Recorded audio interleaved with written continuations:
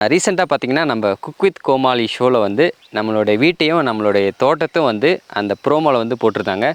பார்க்கவே ரொம்ப அழகாக இருக்குது. இவ்வளோ ஒரு ரம்மியமான இடத்துல வந்து நீங்கள் வாழ்கிறீங்க.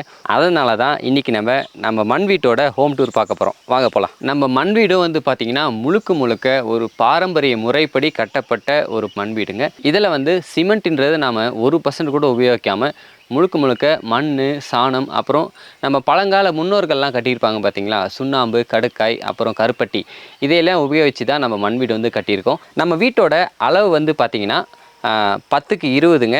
3 அறைகள் வந்து நம்ம கட்டியிருக்கோம். கீழே வந்து பார்த்திங்கன்னா ஒரு லிவிங் ரூம், அப்புறம் ஒரு கிச்சனுங்க. மேலே வந்து இன்னொரு ரூம் கட்டியிருக்கோம். அதுவும் வந்து பெட்ரூம் மாதிரி நம்ம கட்டியிருக்கோம். எக்ஸ்ட்ரா கெஸ்ட் யாராக வந்தாங்கன்னா அங்கே தங்குற மாதிரி. நிறைய பேருக்கு என்ன சந்தேகம் இருக்கும் அப்படின்னு பார்த்தீங்கன்னா, மண் வீடு வந்து மழை பெஞ்சா வந்து கரைஞ்சிடாதா அப்படின்னு சொல்லிட்டு கேட்குறீங்க. ஆனால் மண் வீடு வந்து கரையாது. ஏன்னு பார்த்தீங்கன்னா, நம்ம அமைக்கிற கூரை வந்து பார்த்திங்கன்னா மழை தண்ணி வந்து செவுத்துல விழுகாமல் நம்ம அமைக்க வேணும்.